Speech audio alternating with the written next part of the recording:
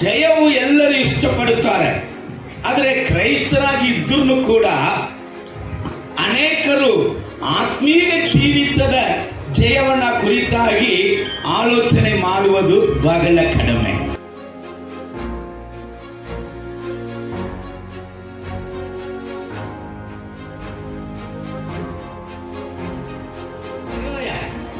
ಆತ್ಮೀಯ ಜೀವಿತದಲ್ಲಿ ನಾನು ಜಯ ಹೊಂದಬೇಕು. ಒಂದು ಕೆಲಸ ಸಿಗ್ಬೇಕಾದ್ರೆ ಒಂದು ಜಯ ಹೊಂದಬೇಕು, ಒಂದು ಮನೆ ಕಟ್ಟಬೇಕಾದ್ರಲ್ಲಿ ಜಯ ಹೊಂದಬೇಕು, ಕುಟುಂಬದಲ್ಲಿ ಒಂದು ಒಳ್ಳೆ ಕಾರ್ಯ ನಡಿಬೇಕು, ಜಯ ಹೊಂದಬೇಕು, ಮಕ್ಕಳಿಗೆ ಬಹಳ ದಿವಸ ಆಯ್ತು ಮದುವೆ ಆಗಿ ಮಕ್ಕಳಿಲ್ಲ, ಅದಕ್ಕೆ ಒಂದು ಜಯ ಹೊಂದಬೇಕು, ಮಕ್ಕಳನ್ನ ಶಾಲೆಯಲ್ಲಿ ಕಳಿಸ್ತಾ ಇದ್ದೇನೆ, ಅವರ ಒಳ್ಳೆ ಒಳ್ಳೆ ರಿಸಲ್ಟ್, ಜಯ ಹೊಂದಬೇಕು.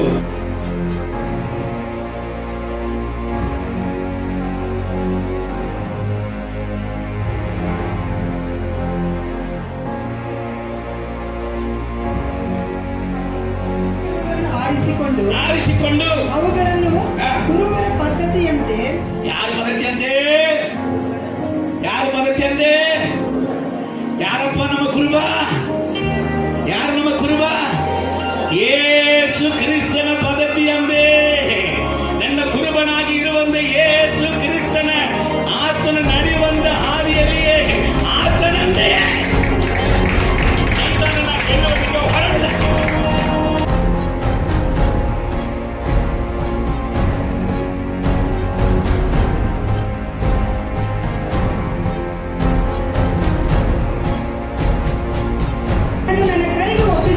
ನನ್ನ ಕೈಗೆ ಒಪ್ಪಿಸಿಕೊಡುವೆನು. ನಾನು ನಿನ್ನನ್ನು ಕೊಂದು ನಿನ್ನ ತಲೆಯನ್ನು ಕಡಿದು ಹಾಕಿ ಫಿಲಿಷ್ಟಿಯ ಸೈನ್ಯದ ಶವಗಳನ್ನು ಮೃಗ ಪಕ್ಷಿಗಳಿಗೆ ಹಂಚಿಕೊಡುವೆನು. ಇದರಿಂದ ಇಸ್ರಾಯೇಲ್ ಒಳಗೆ, ಇದೇ ಮುಖ್ಯ 4ನೇ ಪಾಯಿಂಟ್. ಇದರಿಂದ ಇಸ್ರಾಯೇಲರ ಒಳಗೆ ದೇವರು ಇರುತ್ತಾನೆ ಎಂಬುದು ಭೂಲೋಕದವರಿಗೆಲ್ಲ ತಿಳಿದು ಬರುವುದು. ಹಲ್ಲೆಲೂಯಾ ಹೇಳಿ. ನಿನ್ನ ಒಳಗಡೆ ಇರುವಂತ ದೇವರನ್ನ ಭೂಲೋಕವೆಲ್ಲ ಸಾರಬೇಕೆಂಬುದಾಗಿ ನೀ ಬಯಸುವಾಗ ಜಯ ನಿಶ್ಚಿತ.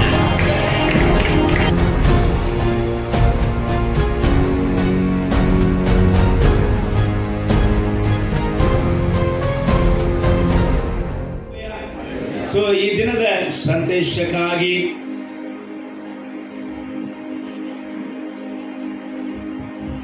ಜಯ ಹೊಂದಿಕೊಳ್ಳುವುದು ಎಂಬುದಾಗಿ ಕರ್ತನು ಮಾತನಾಡಲಿಕ್ಕೆ ಬಯಸುತ್ತಾನೆ. ಹಲ್ಲೆಲೂಯ. ಜಯ ತುಂಬಾ ಅವಶ್ಯ ಎಲ್ಲರ ಜೀವಿತದಲ್ಲಿಯೂ.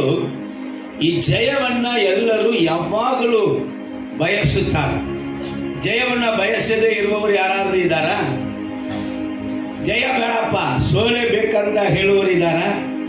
ಯಾರು ಇರುವುದಿಲ್ಲ. ಎಲ್ಲರಿಗೂ ಏನಾಗಬೇಕು?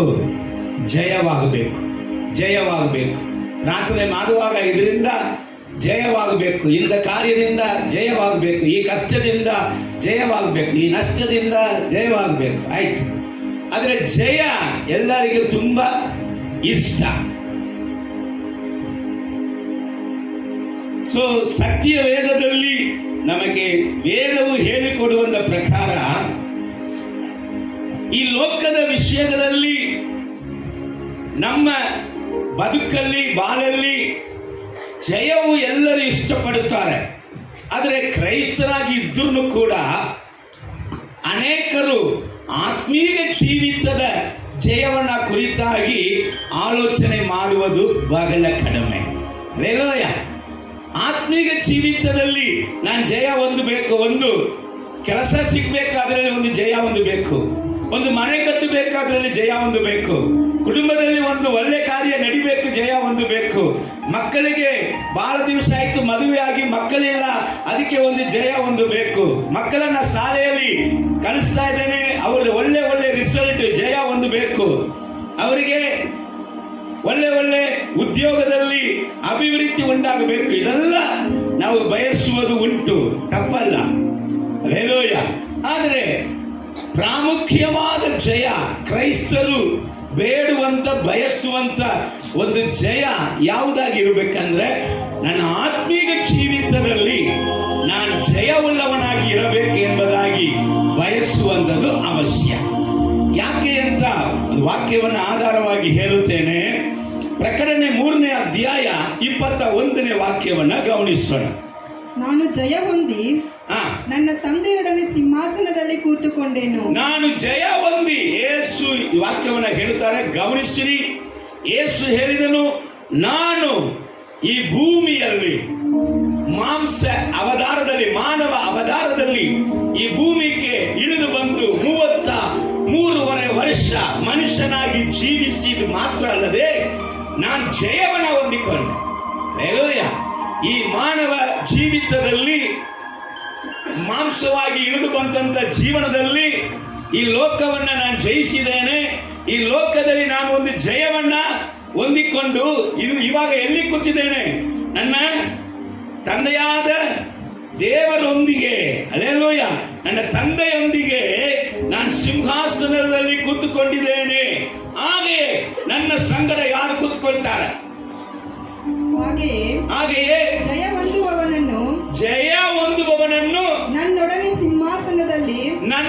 ಸಿಂಹಾಸನದಲ್ಲಿ ಕೂತುಕೊಳ್ಳುವಂತೆ ಮಾಡುವೆನು. ಹಲ್ಲೆಲೂಯಾ. ಯಾರು ಯೇಸು ಕ್ರಿಸ್ತನ ಸಂಗಡ ಕುಳಿತುಕೊಳ್ಳಕ್ಕೆ ಸಾಧ್ಯ? ಜಯ ಹೊಂದಿದವರು ಮಾತ್ರ ಯೇಸು ಕ್ರಿಸ್ತನ ಸಂಗಡ ಕುಳಿತುಕೊಳ್ಳಕ್ಕೆ ಸಾಧ್ಯ.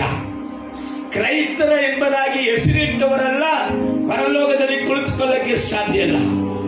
ಕ್ರೈಸ್ತರ ಸಭೆಗಳಿಗೆ ಹೋಗುವಂತ ಕ್ರೈಸ್ತನ ಎಂಬುದಾಗಿ ಹೇಳಿಕೊಳ್ಳುವವರೆಲ್ಲ ಅಲ್ಲಿ ಯೇಸು ಕ್ರಿಸ್ತನ ಸಂಗಡ ಪರಲೋಕದಲ್ಲಿ ಸಿಂಹಾಸನದಲ್ಲಿ ಕುಳಿತುಕೊಳ್ಳಕ್ಕೆ ಸಾಧ್ಯ ಇಲ್ಲ. ಈಗ ಕ್ರೈಸ್ತನು, ಹೌದು, ನಾನು ಕ್ರೈಸ್ತನಾಗಿ ಇದ್ರೆ ಮಾತ್ರ ಅಲ್ಲ, ನಾನು ಕ್ರೈಸ್ತನಲ್ಲಿ ಜಯಶಾಲಿಯಾಗಿ ಇರುವುದು ಅವಶ್ಯ.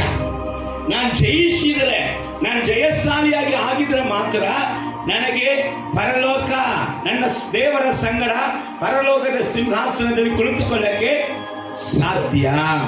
ಅದು ಮಾತ್ರ ಅಲ್ಲ, ನೀವು ಪ್ರಕಟಣೆಯಲ್ಲಿ 2ನೇ ಅಧ್ಯಾಯ 3ನೇ ಅಧ್ಯಾಯವನ್ನು ಓದಿ ನೋಡುವಾಗ 7 ವಿಧವಾದ ಸಭೆಗಳಿಗೆ ಬರೆಯಲ್ಪಡುತ್ತದೆ. 7 ವಿಧವಾದ ಸಭೆ ಅಂದ್ರೆ ಇಡೀ ಪ್ರಪಂಚದಲ್ಲಿ ಇರುವಂತ ಎಲ್ಲ ಸಭೆಗಳಿಗೆ ಅಂತ ಅಲ್ಲಿ ಬರೆಯಲ್ಪಟ್ಟಿದೆ. ಎಲ್ಲ ಸಭೆಗಳಿಗೆ. ಸೊ ಏನೋ ಒಂದು ಹೆಸರು ಕೊಂಡದು ಮಾತ್ರ ಸಭೆಯಲ್ಲ. ಸತ್ಯವೇದ ಹೇಳುತ್ತದೆ, ನಾವು ಪ್ರತಿಯೊಬ್ಬರು ಸಭೆ ಎಂಬುದ. ನಾವು ಯಾರು? ನಾವು ಪ್ರತಿಯೊಬ್ಬರು ಕೂಡ ದೇವರ ಸಭೆ. ಈ ಸಭೆ ಏನಾಗಬೇಕಂತೆ? ಜಯ ಹೊಂದಬೇಕಂತೆ. ಯಾವ ಸಭೆ ಪರಲೋಕಕ್ಕೆ ಏರಿ ಹೋಗುತ್ತದೆ? ಎಲ್ಲ ಕ್ರೈಸ್ತರ ಸಭೆಯು ಪರಲೋಕಕ್ಕೆ ಹೋಗಂಗಿಲ್ಲ. ಯಾವ ಸಭೆ ಪರಲೋಕಕ್ಕೆ ಹೋಗುತ್ತದೆ? ಜಯ ಹೊಂದುವ ಸಭೆ ಮಾತ್ರ ಪರಲೋಕಕ್ಕೆ ಹೋಗುವುದಕ್ಕೆ ಸಾಧ್ಯ. ನೀವು ಓದಿ ನೋಡ್ಬೋದು. ಕೆಲವೊಂದು ವಾಕ್ಯವನ್ನು ನಿಮಗೆ ನಾನು ಓದಿಸಿ ತೋರಿಸಲಿಕ್ಕೆ ಬಯಸುತ್ತೇನೆ.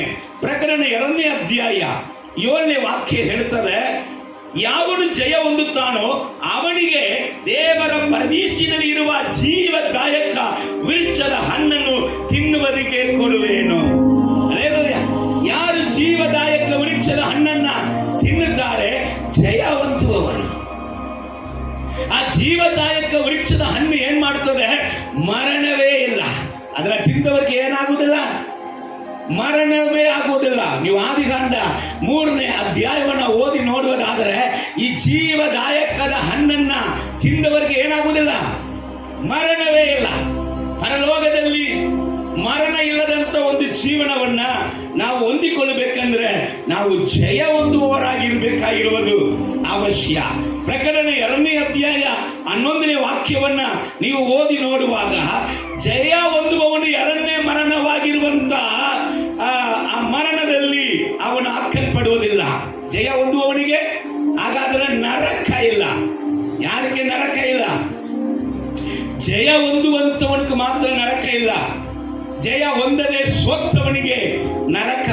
ಕ್ರೈಸ್ತ ಜೀವಿತದಲ್ಲಿ ಸೋತವನಿಗೆ ನರಕ ಖಂಡಿತ. ಕ್ರೈಸ್ತ ಜೀವಿತದಲ್ಲಿ ಜಯಿಸಿದವನಿಗೆ ಮಾತ್ರ ಸ್ವರ್ಗ, ಪರಲೋಕ. ಕ್ರೈಸ್ತ ಜೀವಿತದಲ್ಲಿ ಜಯಿಸದೆ ಹೋಗುವವರಿಗೆ ನರಕ ಉಂಟು ಎಂಬುದಾಗಿ ವಾಕ್ಯ ಹೇಳುತ್ತದೆ. ಅದೇ ಪ್ರಕಟಣೆ 2ನೇ ಅಧ್ಯಾಯ 17ನೇ ವಾಕ್ಯವನ್ನ ನೀವು ಓದಿ ನೋಡುವಾಗ ಯಾವನು ಜಯ ಹೊಂದುತ್ತಾನೋ ಅವನಿಗೆ ನಾನು ಬಚ್ಚಿಟ್ಟಿರುವಂತ ಮನ್ನವನ್ನ ಆಗಾರವನ್ನು ಕೊಡುವೇನು. ಹಲ್ಲೆಲೂಯಾ. ಇಸ್ರಾಯೇಲರಿಗೆ ದೇವರು ಮನ್ನವನ್ನ ಕೊಟ್ಟರು. ಅದು ಸತ್ಯವೇದದಲ್ಲಿ ಇದೆ. ಅದು ಇಸ್ರಾಯೇಲರ ಜನರು ತಿಂದಿದ್ದಾರೆ, ರುಚಿ ನೋಡಿದ್ದಾರೆ. ಅದು ಎಲ್ಲರಿಗೆ ಗೊತ್ತಿದೆ. ಆದರೆ ಪರಲೋಕದಲ್ಲಿ ಒಂದು ಮನ್ನವನ್ನ ದೇವರು ಬಚ್ಚಿಟ್ಟಿದ್ದಾರೆ. ಅದು ಯಾರಿಗೂ ಗೊತ್ತಾಗುವುದಿಲ್ಲ. ಈಗ ಲೋಕದಲ್ಲಿ ಅದನ್ನ ಕುರಿತಾದ ಅರಿವು ನಿಮಗೆ ಉಂಟಾಗುವುದಿಲ್ಲ.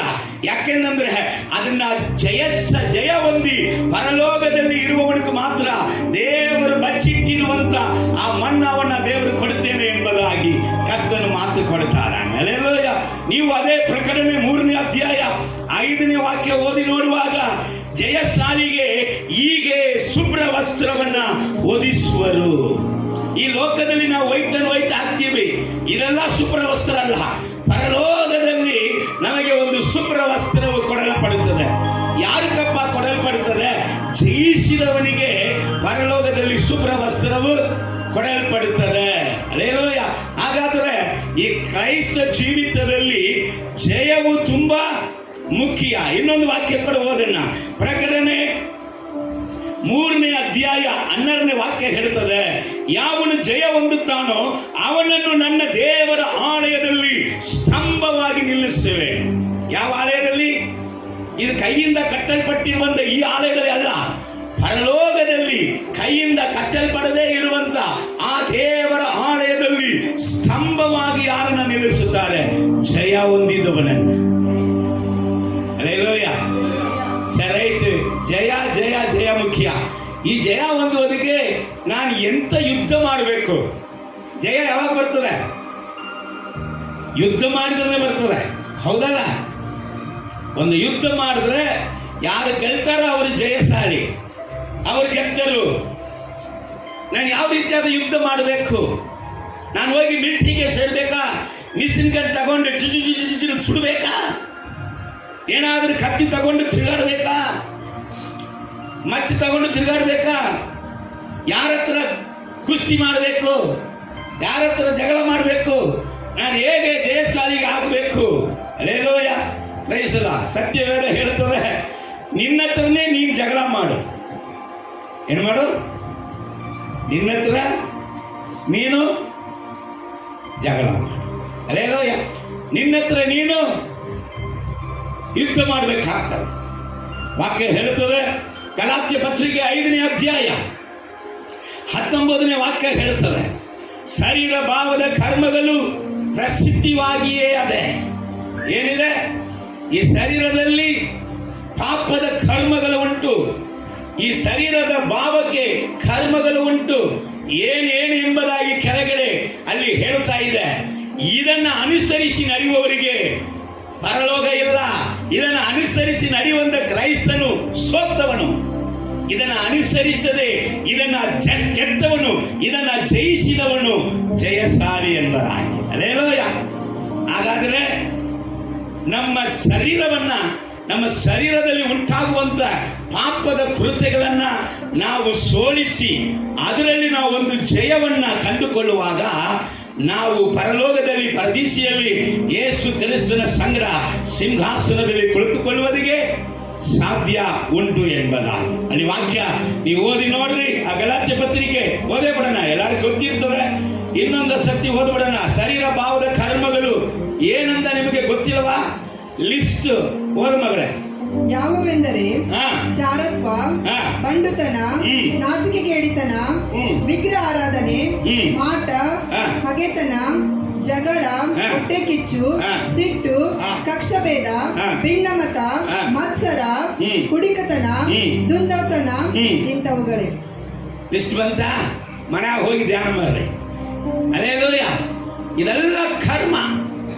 ಇದೆಲ್ಲ ಒಬ್ಬ ಮನುಷ್ಯನ ಜೀವಿತದಲ್ಲಿ ಅವನನ್ನ ದಾಸತ್ವದಲ್ಲಿ ಇಡುವುದಿಗೆ, ಅವನ ಮೂಲಕ ಅದನ್ನ ನಡೆಸುವುದಿಗೆ ಅದು ಏನ್ ಮಾಡ್ತದೆ? ಪ್ರಯತ್ನಿಸ್ತಾ ಇದೆ. ಅದಕ್ಕೆ ವಾಕ್ಯ ಹೇಳುತ್ತದೆ, ಮಾಂಸಕ್ಕೆ ವಿರುದ್ಧವಾಗಿ ಆತ್ಮ, ಆತ್ಮಕ್ಕೆ ವಿರುದ್ಧವಾಗಿ ಮಾಂಸ ಒಂದಕ್ಕೊಂದು ಏನ್ ಮಾಡ್ತದೆ? ಹೋರಾಡುತ್ತದೆ, ಯುದ್ಧ ಮಾಡುತ್ತದೆ. ಮಾಂಸ ಗೆದ್ರೆ ನರಕ, ಆತ್ಮ ಗೆದ್ರೆ ಪರಲೋಕ. ಸರಿ, ಈ ಮಾಂಸವನ್ನ ನಾನು ಹೇಗೆ ಗೆಲ್ಲಲಿ ಎಂಬುದಾಗಿ ಕೇಳುವಾಗ ರೋಮರ್ ಪತ್ರಿಕೆ 8ನೇ ಅಧ್ಯಾಯ ಹೇಳುತ್ತದೆ, ಶರೀರ ಭಾವಗಳ ಮೇಲೆ ಮನಸ್ಸಿಡುವುದು, ಶರೀರ ಭಾವಗಳನ್ನು ಅನುಸರಿಸಿ ನೀವು ನಡೆಯುವುದಾದರೆ ಸಾಯುವಿರಿ.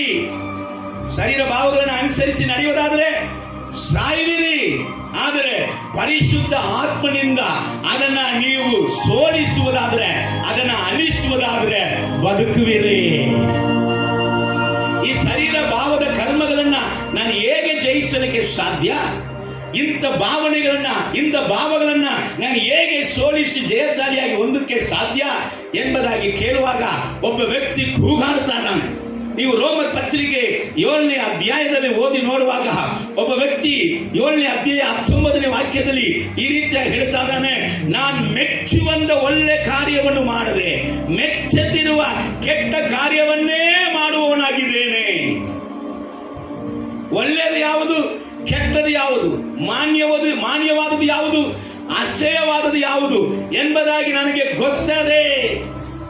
ಆದರೂ ಕೂಡ ಅಸಹ್ಯವಾದದನ್ನ ನಾನು ಮಾಡುತ್ತಾ ಇದ್ದೇನೆ ಹೊರತು ಮಾನ್ಯವಾದದನ್ನ, ಘನತೆಯಾದದನ್ನ, ಯೋಗ್ಯವಾದದನ್ನ ನಾನು ತಿಳಿದುದನ್ನು ಕೂಡ ಮೆಚ್ಚುವಂತ ಕಾರ್ಯಗಳನ್ನ ಮಾಡದೆ ಮೆಚ್ಚದೇ ಇರುವಂತ ಕಾರ್ಯಗಳನ್ನೇ ನಾನು ಮಾಡ್ತಾ ಇದ್ದೇನೆ. ಯಾರಪ್ಪ ಇದರಿಂದ ನನಗೆ ಬಿಡುಗಡೆ ಮಾಡ್ತಾರೆ? ನನ್ನ ಹೃದಯವು ಯಾವುದನ್ನ ಮಾಡಬಾರ್ದಂತ ಯೋಚನೆ ಮಾಡ್ತದೋ ಅದನ್ನೇ ನಾನು ಮಾಡ್ತಾ ಇದ್ದೀನಿ. ಅಲ್ಲ, ಯಾರು ಬಿಡುಗಡೆ ಕೊಡ್ತಾರೆ? ರೋಮರ್ ಪತ್ರಿಕೆ 8:2 ಹೇಳುತ್ತದೆ, ಕ್ರಿಸ್ತನ ಆತ್ಮವು ಪಾಪವನ್ನು ಮರಣವನ್ನು ಅಳಿಸಿ ಬಿಟ್ಟಿದೆ. Hallelujah, praise the Lord. ದೇವರ ಆತ್ಮನು ಏನಾಗಿದೆ ಅಂತ ವಾಕ್ಯ ಹೇಳುತ್ತದೆ. ಬಲವೂ ಅಲ್ಲ, ಪರಾಕ್ರಮವಲ್ಲ, ದೇವರ ಆತ್ಮನಿಂದಲೇ ಎಲ್ಲವೂ ಸಾಧ್ಯ. ಒಂದೇ ಒಂದು ಚರಣ ಆಡೋಣ. ಬಲವೂ ಅಲ್ಲ,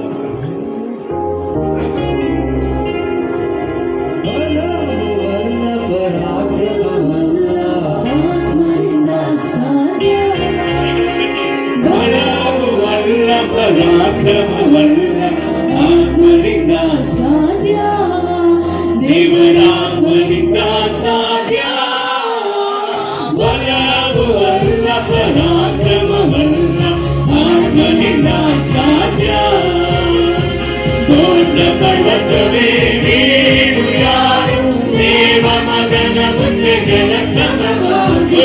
ದೊಡ್ಡ ಪರ್ವತವೇ ನೀನು ಯಾರು, ದೇವ ಮಗನ ಮುಂದೆ ಕೆಲಸವಾಗು.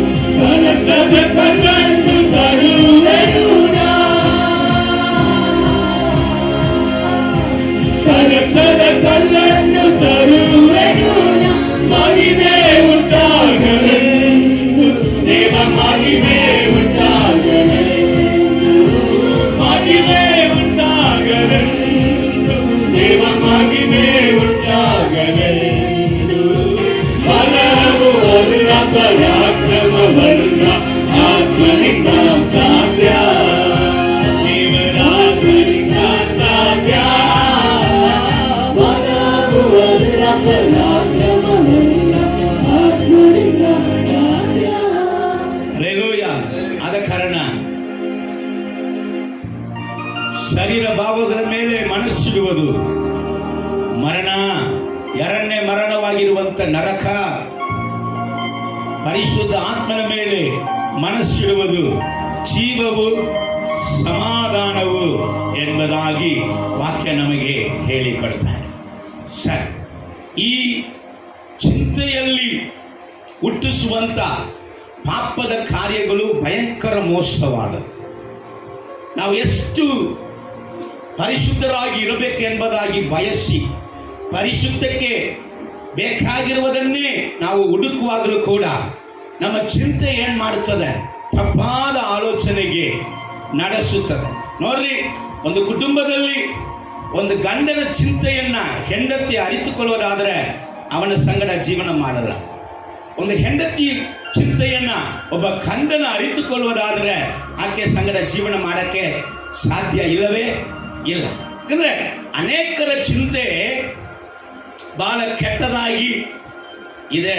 ಒಂದು ದಿನದಲ್ಲಿ ಒಬ್ಬ ಹೆಂಡತಿಯ ಮೂಲಕವಾಗಿಯೇ ರಕ್ಷಣೆ ಹೊಂದಿದಂತ ಒಬ್ಬ ಗಂಡ, ಅವರು ಒಂದು 3 ದಿವಸ ಕಾಲ ಬಿಸ್ನೆಸ್ ವಿಷಯವಾಗಿ ಹೊರಗಡೆ ಹೋಗಬೇಕಾಯಿತು. 3 ದಿವಸ ಕಾಲ ಬಿಸ್ನೆಸ್ ವಿಷಯವಾಗಿ ಹೊರಗಡೆ ಹೋಗಿ ಪುನಃ ಮನೆಗೆ ಖುಷಿಯಿಂದ ಯಾವಾಗ ಕುಟುಂಬವನ್ನು ನೋಡೋಣ ಅಂತ ಬರುವಾಗ ಅವರು ಬಾಗಿಲ ಹತ್ರ ಬಂದಾಗ ಅವರ ಕಿವಿಯಲ್ಲಿ ಒಂದು ಮಾತು ಏನಂದ್ರೆ ಅಶುದ್ಧ ಅಶುದ್ಧ ಅಶುದ್ಧತೆ ಎಂಬುದಾಗಿ ಒಂದು ಮಾತು. ಈ ಮಾತು ಬಂದ ಕೂಡಲೇ ಆ ಮನುಷ್ಯನಿಗೆ ಅವನ ಮನಸ್ಸಲ್ಲಿ ಸಮಾಧಾನ ಎಲ್ಲ ಒಂದೋಯಿತು. ಮನೆ ಒಳಗಡೆ ಬಂದ ಕೂಡಲೇ ಹಿಂಗೆ ಯಾಕೆ ಅಶುದ್ಧ ಅಶುದ್ಧ ಎಂಬುದಾಗಿ ಮಾತು ಬಂತು ಎಂಬುದಾಗಿ ಹೇಳಿ ಅವನು ತನ್ನ ಹೆಂಡತಿ ಮೇಲೆ ಸಂಶಯಪಟ್ಟು ಈ 3 ದಿವಸದಲ್ಲಿ ಯಾರ್ಯಾರು ಮನೆಗೆ ಬಂದಿದ್ರು ಎಂಬುದಾಗಿ ಕೇಳಿದ. ಅವರ ಹೆಂಡತಿ ಒಂದು 7 ಜನ ಹೆಸರನ್ನ ಹೇಳಿದರು. ಆದರೂ ಕೂಡ ಆ ವ್ಯಕ್ತಿಗೆ ಈ 7 ಜನರ ವಿಷಯದಲ್ಲಿ ಅಸಮಾಧಾನ ಇಲ್ಲ, ಆದ್ರೆ ಇನ್ನೂ ಅಸಮಾಧಾನ ಇದೆ. ಅದಕ್ಕೋಸ್ಕರ ಅವನ ಮನೆಯ ಕೆಲಸದವರನ್ನ ಕರೆದು ಮನೆಗೆ ಯಾರ್ಯಾರು ಬಂದಿದ್ರು ಎಂಬುದಾಗಿ ಕೇಳಿದಾಗ ಆಕೆ 8 ಮಂದಿ ಅಂತ ಹೇಳಿದರು. ಆ 8ನೇ ವ್ಯಕ್ತಿಯ ವಿಷಯದಲ್ಲಿ ಇವನಿಗೆ ಅಸಮಾಧಾನ ಜಾಸ್ತಿ ಆಯಿತು. ರಕ್ಷಣೆ ಹೊಂದಿದವನು, ಆದರೂ ಕೂಡ ಆ ಅಸಮಾಧಾನ ರಾತ್ರಿ ಎಲ್ಲ ಏನ್ ಮಾಡಕ್ ಆಗ್ತಾ ಇಲ್ಲ, ಅವನಿಗೆ ನಿದ್ದೆ ಮಾಡಕ್ಕೆ ಆಗ್ಲಿಲ್ಲ. ಅದೇ ಚಿಂತೆ. ಅನೇಕರನ್ನ ನೋಡಿದೀರಾ, ಒಂದು ಚಿಂತೆ ಹತ್ತಿಕೊಂಡ್ರೆ ರಾತ್ರಿ ಎಲ್ಲ ಏನ್ ಮಾಡಕ್ಕಾಗಲ್ಲ, ನಿದ್ದೆ ಮಾಡಕ್ಕಾಗಲ್ಲ. ಅಭಿಷಕ್ತರೇ, ಹೊರಗಳಿಂದ ತುಂಬಿದವರೇ, ಆದರೂ ಕೂಡ ಯಾವುದೋ ಒಂದು ವಿಷಯದ ಮೇಲೆ ಒಂದು ದುಃಖ, ಯಾವುದೋ ಒಂದು ವಿಷಯದ ಮೇಲೆ ಒಂದು ಸಮಸ್ಯೆಗಳು, ಯಾವುದೋ ಒಂದು ವಿಷಯ ಅವರಿಗೆ ಅಸಮಾಧಾನಗಳನ್ನು ಕೊಟ್ಟು ಬಿಟ್ಟಿದ ಕೂಡಲೇ ರಾತ್ರಿ ಎಲ್ಲ ಅವರಿಗೆ ಏನಾಗುವುದಿಲ್ಲ, ನಿದ್ದೆ ಬರುವುದಿಲ್ಲ. ಸರಿ ಅಂತ ಹೇಳಿ ಆ 8ನೇ ವ್ಯಕ್ತಿ ಅವನು ಬಂದಾಗ ನೀನು ಎಲ್ಲಿ ಇದ್ದಿ ಅಂತ ಕೇಳಿದಾಗ ಕೆಲಸದವಳಿಗೆ ಆ ವ್ಯಕ್ತಿ ಮನೆಗೆ ಬಂದಾಗ ದೂರದಲ್ಲಿ ಇರುವಂತ ಒಂದು ಅಂಗಡಿಗೆ ಹೋಗಿ ಉಪ್ಪು ತಗೊಂಬ ಅಂತ ಅಮ್ಮ ಹೇಳಿದಳು ಅಂತ ಹೇಳಿದ. ಅವರಿಗೆ ಇನ್ನೂ ಸಂಶಯ ಜಾಸ್ತಿ ಆಯಿತು. ಮನೆಯಲ್ಲಿ ಇಷ್ಟು ಉಪ್ಪು ಇರುವಾಗ ಅದು ಪಕ್ಕದಲ್ಲಿ ಇರುವ ಅಂಗಡಿಗೆ ಹೋಗದೆ ದೂರದಲ್ಲಿ ಇರುವ ಅಂಗಡಿಗೆ ಯಾಕೆ ಈಕೆ ಕಲಿಸಿದಳು ಎಂಬುದಾಗಿ ಹೇಳಿ ಬೆಲ್ಟ್ ತಗೊಂಡು ಹೆಂಡತಿಯನ್ನ ಭಯಂಕರವಾಗಿ ಬಡಿದನಂತೆ. ಬಡದಾಗ ಅವರ ಹೆಂಡತಿ ಒಪ್ಪಿಕೊಂಡಳಂತೆ, ನಾನು ಆ ವ್ಯಕ್ತಿಯ ಸಂಗಡ ಇದ್ದೆ ಅಂತ. ಇವರಿಗೆ ಭಯಂಕರ ಮನಸ್ಸಲ್ಲಿ ಅಸಮಾಧಾನ ಇನ್ನೂ ಜಾಸ್ತಿ ಆಗ್ತಾ ಇತ್ತು. ಈ ಅಸಮಾಧಾನಕ್ಕೋಸ್ಕರ ಅವರ ಆತ್ಮೀಯ ಫ್ರೆಂಡ್ಸ್ಗಳನ್ನ ಕರೆದು ತಪ್ಪಿಕೊಂಡು ಅಳುತ್ತಾ ಇದ್ರು. ಆದರೂ ಕೂಡ ಅವರಿಗೆ ಏನಾಗಲಿಲ್ಲ, ಸಮಾಧಾನ ಮಾಡಿಕೊಳ್ಳಲಿಕ್ಕೆ ಆಗಲಿಲ್ಲ. ಆ ವ್ಯಕ್ತಿ ಅವನನ್ನ ಕರೆಸಿ ಅವನನ್ನ ಕೈಯಿಂದ ಬಡಿದು ಅವನನ್ನ ಸೆರೆಮನೆಯಲ್ಲಿ ಜೈಲಲ್ಲಿ ಹಾಕಿ ಪೊಲೀಸ್ನವರಿಗೆ ನನ್ನ ಕಣ್ಮುಂದೆ ಅವನನ್ನ ಬಡಿಬೇಕು ಎಂಬುದಾಗಿ ಹೇಳಿದ್ರು ಕೂಡ ಅಷ್ಟು ಮಾಡಿದ್ರು ಆ ಮನುಷ್ಯ ಏನಾಗಿಲ್ಲ, ಚಿಂತೆ. ಇನ್ನು ಚಿಂತೆಯಲ್ಲಿ ಅದನ್ನು ನಾವು ಜಯಿಸಬೇಕಂದ್ರೆ ದೇವರ ಆತ್ಮನ ಬಲ ಇಲ್ಲದೆ ಅದನ್ನು ಜಯಿಸುವುದಿಗೆ ಆಗುವುದಿಲ್ಲ. ಒಬ್ಬ ವ್ಯಕ್ತಿ ಪಾಸ್ಟರ್ ಬಳಿಯಲ್ಲಿ ಬಂದ. ಪಾಸ್ಟರ್ ಹೆಸರು ಪಾಲ್ ಆಂಗಿಚೋ. ಈ ಪಾಲ್ ಆಂಗಿಚೋ ಬಳಿಯಲ್ಲಿ ಒಬ್ಬ ವ್ಯಕ್ತಿ ಬಂದು ಈ ರೀತಿಯಾಗಿ ಹೇಳಿದನು. ಅವ ಒಳ್ಳೆ ಬಿಸ್ನೆಸ್ ಮ್ಯಾನ್. ಪಾಲ್ ಆಂಗಿಚೋ ಬಳಿಯಲ್ಲಿ ಪಾಸ್ಟರ್ ಬಳಿಯಲ್ಲಿ, ಪಾಸ್ಟರೇ ನಾನು ಪ್ರತಿ ವಾರ ತಪ್ಪದೆ ಚರ್ಚಿಗೆ ಬರ್ತೀನಿ. ಪಾಸ್ಟರ್ ಹೇಳಿದರು, ಒಳ್ಳೇದಪ್ಪ ಪಾಸ್ಟರ್, ಎಂತ ಪ್ರಾರ್ಥನೆ ಕೂಟ ಇದ್ರೂ ನಾನು ಮಿಸ್ ಮಾಡಿಲ್ಲ, ಎಲ್ಲ ಪ್ರಾರ್ಥನೆ ಕೂಟಗಳಿಗೂ ಬರ್ತಾ ಇದ್ದೀನಿ, ಒಳ್ಳೆಯದು ಅಂತ ಹೇಳಿದರು. ಮತ್ತೆ ಹೇಳಿದ್ರು, ನನಗೆ ಎಷ್ಟು ಆಗುತ್ತದೋ ಅಷ್ಟು ಸೇವೆ ಕೂಡ ನಾನು ಮಾಡ್ತಾ ಇದ್ದೀನಿ, ಬೆಸ್ಟ್, ಬಹಳ ಒಳ್ಳೆ ಕೆಲಸ ಮಾಡಿದಿರಿ, ವೆಲ್ ಅಂತ ಅವರು ಹೇಳಿದರು. ಆದರೂ ಕೂಡ ಪಾಸ್ಟರ್, ಆದರೂ ಕೂಡ ಏನಾಯಿತು, ಆದರೂ ಕೂಡ ನನ್ನ ಚಿಂತೆಯಲ್ಲಿ ಇನ್ನೂ ಒಂದು ಪರಿಪೂರ್ಣ ಪರಿಶುದ್ಧತೆ ಇಲ್ಲ, ಒಂದು ಪರಿಪೂರ್ಣವಾದ ಶುದ್ಧವಾಗಿ ನಾನು ದೇವರಿಗೆ ನಡೆಯಲಿಕ್ಕೆ ಆಗಲಿಲ್ಲ. ನನ್ನ ಚಿಂತೆ, ನನ್ನ ಕಣ್ಣು, ನನ್ನ ಆಲೋಚನೆ ತಪ್ಪಾಗಿನೇ ಇದೆ, ಇನ್ನೂ ಒಂದು ಪರಿಪೂರ್ಣವಾಗಿಲ್ಲ, ಏನ್ ಮಾಡಬೇಕು? ಅವಾಗ ಪಾಸ್ಟರ್ ಪಾಲ್ ಆಂಗಿಚೋ ಅವರಿಗೆ ಹೇಳಿದ್ರಂತೆ, ನಿನ್ನ ಚಿಂತೆಯಲ್ಲಿ ಒಂದು ಜಯವನ್ನ ನೀನು ಹೊಂದಿಕೊಳ್ಳಬೇಕಂದ್ರೆ, ನಿನ್ನ ಒಳಗಡೆ ಇರುವಂತ ಈ ಶರೀರ ಭಾವದ ಮನುಷ್ಯನನ್ನ ನೀನು ಜಯಿಸಬೇಕಂದ್ರೆ, ಮುಂಜಾನೆ ನೀನು ಎದ್ದ ಕೂಡಲೇ ನಿನ್ನನ್ನ ದೇವರ ಬಳಿಯಲ್ಲಿ ಪ್ರಾರ್ಥಿಸು. ಹೇಗೆ? ದೇವರೇ, ನನ್ನ ಚಿಂತೆ, ನನ್ನ ಆಲೋಚನೆ, ನನ್ನ ಬುದ್ಧಿ, ನನ್ನ ಮನಸ್ಸನ್ನ ನಿನಗೆ ಒಪ್ಪಿಸಿಕೊಡುತ್ತೇನೆ. ಈ ಮನಸ್ಸಲ್ಲಿ ಕೆಟ್ಟ ವಿಚಾರಗಳನ್ನು ಜಯಿಸುವಂತ ಬಲವನ್ನ ನನಗೆ ಕೊಡು ಎಂಬುದಾಗಿ ಅನ್ಯ ಭಾಷೆಯಲ್ಲಿ ಒಂದು ತಾಸು ನೀನು ಪ್ರಾರ್ಥನೆ ಮಾಡಬೇಕು. ನೀನು ಹಾಗೆ ಪ್ರಾರ್ಥಿಸಿ ಆಮೇಲೆ ನಿನಗೆ ಯಾವುದೇ ಪ್ರಾರ್ಥನೆ, ಕುಟುಂಬದ ಪ್ರಾರ್ಥನೆ ಯಾವ್ದು ಇದೆಯೋ ಅದಕ್ಕೆಲ್ಲ ಮಾಡ್ರಿ. ಆದ್ರೆ ಮೊಟ್ಟ ಮೊದಲಾಗಿ ಒಂದು ದಿನ ನೀನು ಎದ್ದ ಕೂಡಲೇ ನೀನು ವೈಯಕ್ತಿಕವಾಗಿ ದೇವರ ಸಮ್ಮುಖದಲ್ಲಿ ಒಂದು ತಾಸು ಆತ್ಮಭರಿತನಾಗಿ ಪ್ರಾರ್ಥಿಸುವಂಥದ್ದು ಅವಶ್ಯ ಎಂಬುದು. ಸೊ ಆ ರೀತಿಯಾಗಿ ಪ್ರಾರ್ಥನೆಯಿಂದಲೇ ಅನೇಕರು ಈ ಚಿಂತೆಯಲ್ಲಿ ಅಶುದ್ಧವಾದ ಹೋರಾಟಗಳನ್ನ ಜಯಿಸಿದ್ದಾರೆ ಎಂಬುದಾಗಿ ಅಲ್ಲಿ ಅವರ ಸಭೆಯಿಂದ ಸಾಕ್ಷಿಗಳನ್ನ ಹೇಳುತ್ತಾರೆ. ಹಲ್ಲೆಲೂಯ. ಸೊ ಒಬ್ಬ ಮನುಷ್ಯನ ಚಿಂತೆಯಲ್ಲಿ ಒಂದು ಕಾರ್ಯ ಬಂದ್ಬಿಟ್ರೆ ಅವನನ್ನ ಎಲ್ಲಿ ತನಕ ಕರ್ಕೊಂಡು ಹೋಗ್ಬಿಡ್ತದಂದ್ರೆ ನಂಬಿಕೆ ಜೀವಿತವನ್ನ ಕಳೆದುಕೊಂಡು, ಜಪಾನಲ್ಲಿ ನಾನು ಕೆಲವೊಂದು ಕಾರ್ಯಗಳನ್ನ ಹೇಳುವುದು ಅವಶ್ಯವಾಗಿದೆ. ಎರಡನೇ ವರ್ಲ್ಡ್ ವಾರ್ ಅಂದ್ರೆ ಎರಡನೇ ಮಹಾಯುದ್ಧ ನಡೆದಾಗ ಈಗ ಅಮೇರಿಕ ರಾಣುವ ಎಲ್ಲಿ ಹೋಗ್ತದೆ, ಜಪಾನ್ ಒಳಗಡೆ ನುಗ್ತಾ ಇದಂತೆ. ಅವಾಗ ಜಪಾನಲ್ಲಿ ಇರುವಂತ 16 ವಯಸ್ಸು ಹುಡುಗನು ಹೇಳಿದಂತ ಒಂದು ಟೆಸ್ಟಮನಿ ಏನಂದ್ರೆ, ಈ ಅಮೇರಿಕ ರಾಣುವ ಒಳಗೆ ಬರ್ತದೆ, ಇದು ಬಂದು ನಮ್ಮನ್ನ ಹಿಡಿದ ಮೇಲೆ ನಮಗೆ ಯಾವ ಚಿತ್ರಹಿಂಸೆ ಕೊಡುತ್ತದೋ ಗೊತ್ತಿಲ್ಲ. ಆದ ಕಾರಣ ಇವನ ಸಹೋದರನನ್ನು ಕೂಡಿಕೊಂಡು ಮಾತಾಡಿದ್ರಂತೆ. ಏನಂದ, ಅವನಿಗೆ ಒಂದು ತಾಯಿ ಉಂಟು, ತಮ್ಮನುಂಟು, ತಂಗಿ ಉಂಟು. ಈ ಅಮೆರಿಕ ರಾಣುವ ಕೈಯಲ್ಲಿ ಸಿಕ್ಕಿ ನಾವು ಚಿತ್ರಹಿಂಸೆ ಆಗೋದಕ್ಕಿಂತ ಇವರನ್ನ ನಾವು ಕೊಂದು ಬಿಡೋಣ ಎಂಬುದಾಗಿ ಹೇಳಿ ಇಬ್ಬರು ಕೈಯಲ್ಲಿ ಕಲ್ಲು ತಗೊಂಡು ತಾಯಿಗೆ ಕಲ್ಲು ತಗೊಂಡು ಉಗಿತಾ ಇದ್ರು ಅಂತ. ತಾಯಿ ಬೇಡ ಬೇಡ ಅಂತ ಹೇಳ ಅವರು ಕಲ್ಲು ತಗೊಂಡು ಬಡಿದ್ರು, ತಾಯಿಯನ್ನ ಸಾಯಿಸಿದ್ರಂತ. ತಾನು ಎತ್ತಿ ಸಾಕಿದಂತ ತನ್ನ ಸಹೋದರನನ್ನು ಒಂದು ಹಗ್ಗ ತಗೊಂಡ್ಬಂದು ಕುತ್ತಿಗೆ ಹಾಕಿ ಅವರನ್ನ ಕುತ್ತಿಗೆಯಲ್ಲಿ ಹಗ್ಗವನ್ನ ಇಟ್ಟು ಅದನ್ನ ಕೊಂದುಬಿಟ್ರಂತ. ಕೊಂದುಬಿಟ್ಟು ಅವರು ಅವರನ್ನ ಕೈದು ಮಾಡಿದಂತ ಅವರ ಪೊಲೀಸ್ ಸ್ಟೇಷನ್ ಅಲ್ಲಿ ಅವರು ಮಾತು ಹೇಳುವಾಗ, ನಾಳೆ ಹಿಂಗ ಆಗಿಬಿಡ್ತದೋ ಎಂಬುದಾಗಿ ನಮ್ಮ ಚಿಂತೆಯಲ್ಲಿ ಬಂದಂತ ಹೋರಾಟದಿಂದ ನಾವು ಕೊಲೆ ಮಾಡಿದೆ.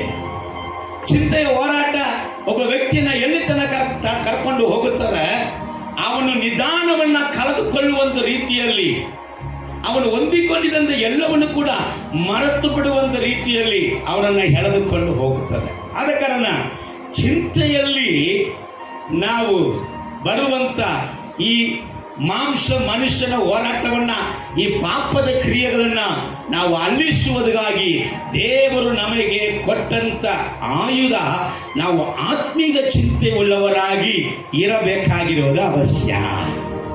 ಒಂದು ಆತ್ಮೀಯ ಜಯವನ್ನ ನಾವು ಹುಡುಕಬೇಕಾಗಿರುವುದು ಅವಶ್ಯ. ಈ ಲೋಕದಲ್ಲಿ ಎಲ್ಲವೂ ನಮಗೆ ಜಯವಾಗಬೇಕು, ಸತ್ಯ, ಇಲ್ಲಂತ ಇಲ್ಲ. ಆದರೆ ಅದಕ್ಕಿಂತ ಹೆಚ್ಚಾಗಿ ನಮ್ಮ ಆತ್ಮದಲ್ಲಿ ನಾವು ಜಯ ಹೊಂದುವಾಗ ಈ ಲೋಕದಲ್ಲಿ ಇರುವಂತ ಎಲ್ಲ ಕಾರ್ಯವು ನಮಗೆ ಜಯವಾಗುತ್ತದೆ. Hallelujah, praise the Lord. ದೇವರ ವಾಕ್ಯವನ್ನ ಸ್ವಲ್ಪ ಗಮನಿಸೋಣ. ನಾನು ಇವತ್ತು ಒಂದು ಸಮುವೇಲ ಪುಸ್ತಕ 17ನೇ ಅಧ್ಯಾಯದಲ್ಲಿ ಒಂದು ಯುದ್ಧವನ್ನ, ಆ ಯುದ್ಧದಲ್ಲಿ ಗೆದ್ದಂತ ಕಾರ್ಯಗಳನ್ನ ಕುರಿತಾಗಿ ನಿಮಗೆ ಹೇಳಿಕೊಡಲಿಕ್ಕೆ ನಾನು ಬಯಸುತ್ತೇನೆ.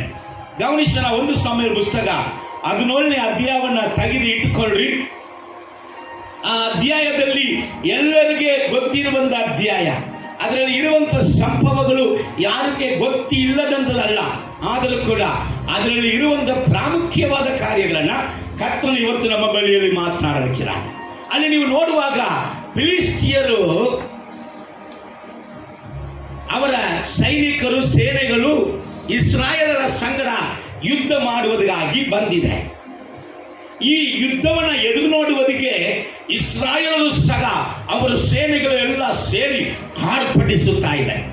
ಈಗ ಯುದ್ಧ ನಡೆಯಬೇಕು, ಎರಡು ಕಡೆಯನ್ನು ಕೂಡ ಆರ್ಭಟಿಸುತ್ತಾ ಇದ್ದಾರೆ. ಅವಾಗ ಫಿಲಿಸ್ಟಿಯ ರಾಣುವದಿಂದ, ಫಿಲಿಸ್ಟಿಯ ಸೇನೆಯಿಂದ ಒಬ್ಬ ವ್ಯಕ್ತಿ ಗೋಲಿಯಾತ, ಅವನ ಬಗ್ಗೆ ನಿಮಗೆ ಗೊತ್ತು.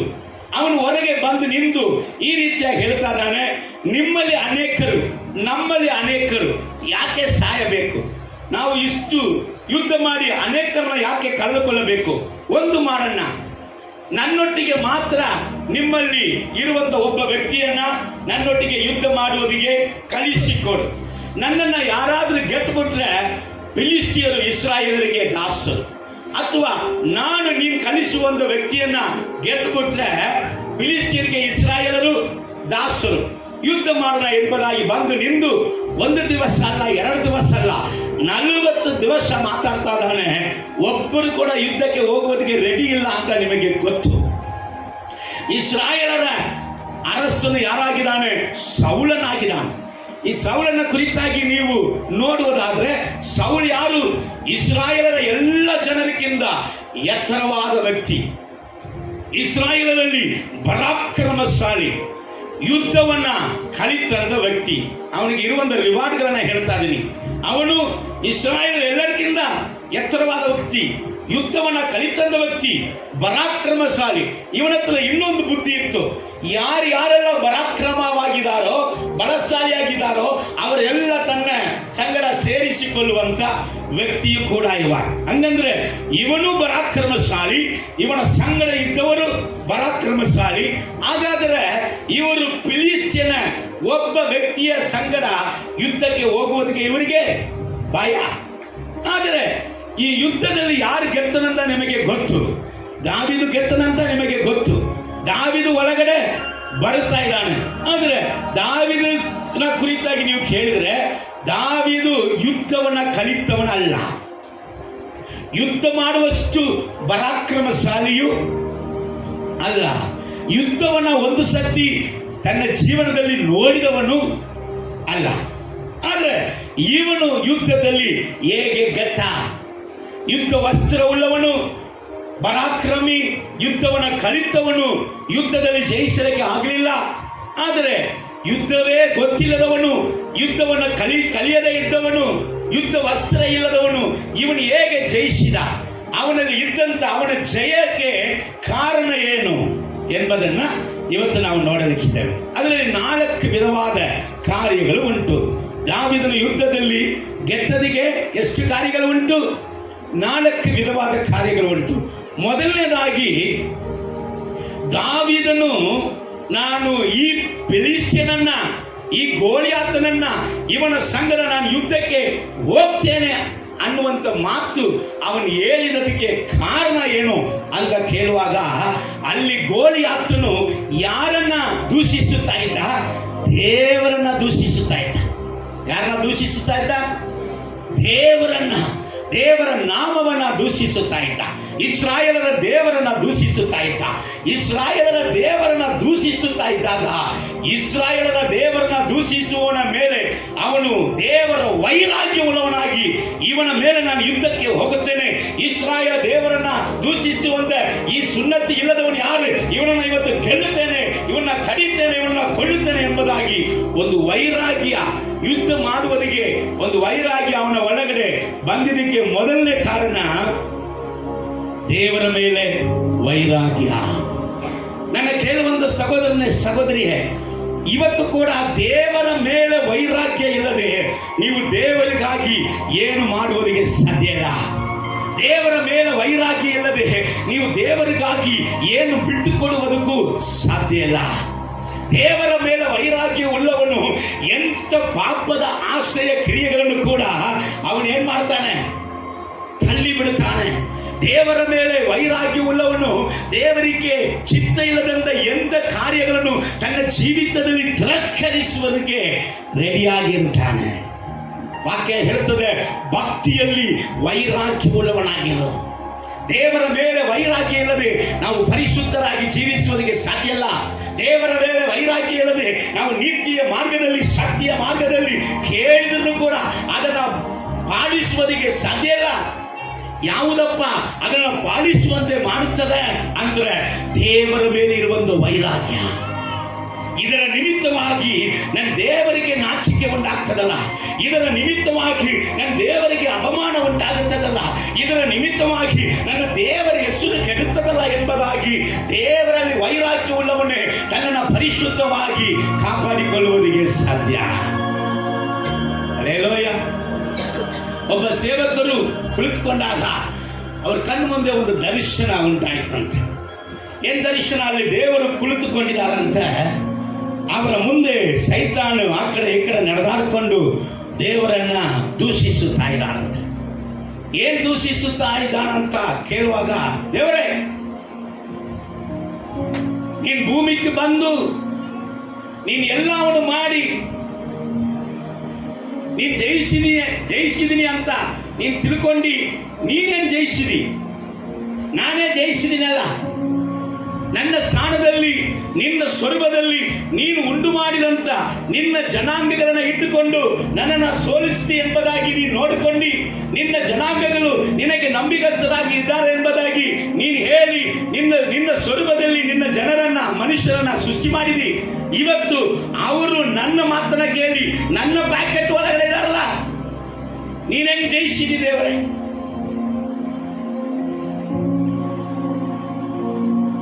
ನಾನು ಹೇಳಿದಂತೆ ವ್ಯಭಿಚಾರ ಮಾಡ್ತಾರೆ, ನಾನು ಹೇಳಿದಂತೆ ಕುಡಿತಾ ಇದ್ದಾರೆ, ನಾನು ಹೇಳಿದಂತೆ ಗುಟ್ಟಕ್ಕೆ ಹಾಕ್ತಾ ಇದ್ದಾರೆ, ನಾನು ಹೇಳಿದಂತೆ ಅನೇಕ ಚಟಗಳಲ್ಲಿ ಕೂತಿದ್ದಾರೆ, ಅನೇಕ ಸಿನಿಮಾಗಳನ್ನ ನೋಡ್ತಾ ಇದ್ದಾರೆ, ಅನೇಕ ಅಸಹ್ಯವಾದ ಸಿನಿಮಾಗಳನ್ನ ರಾತ್ರಿಯಲ್ಲಿ ನೋಡ್ತಾ ಇದ್ದಾರೆ ನಿನ್ನ ಮಕ್ಕಳೇ.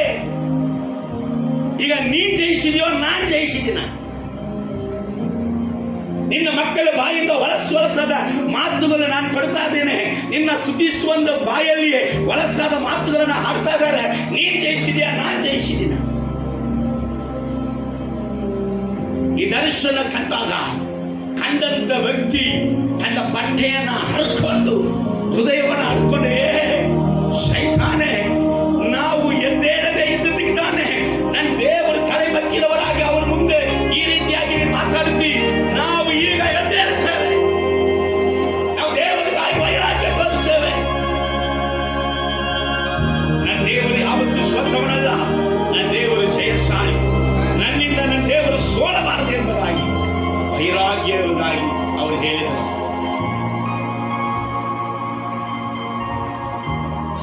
ಸಹೋದರಿಯೇ, ದಾವೀದನು